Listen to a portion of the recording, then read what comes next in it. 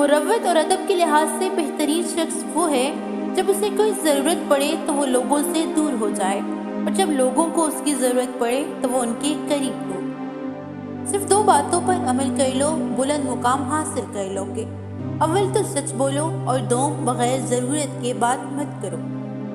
جو نصیحت دوسروں کو کی جائے پہلے خود اس پر عمل کرو۔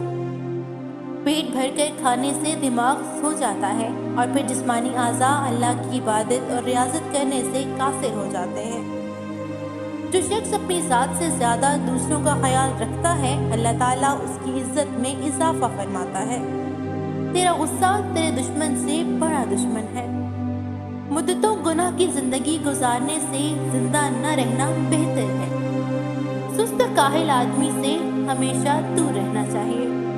کسی کے متعلق خیر خواہی کے علاوہ کچھ نہیں سوچنا چاہیے۔ زیادہ دیر تک جینا چاہتے ہو تو سادہ خوراک کھاؤ، اس سے کم بیماریوں میں مبتلا ہوں گے۔ ہر وہ چیز زہر ہے جو ضرورت سے زیادہ بڑھ جائے، جیسے لالچ، دولت، نفرت، اقتدار اور بھوک۔ انسان پر اس وقت رب کی رحمتیں برس رہی ہوتی ہیں جب اس کی آنکھ سے ندامت کے آنسو بہہ رہے ہوتے ہیں۔ جو تکالیف تم محسوس کرتے ہو وہ دراصل جوابات ہیں، انہیں غور سے سنو۔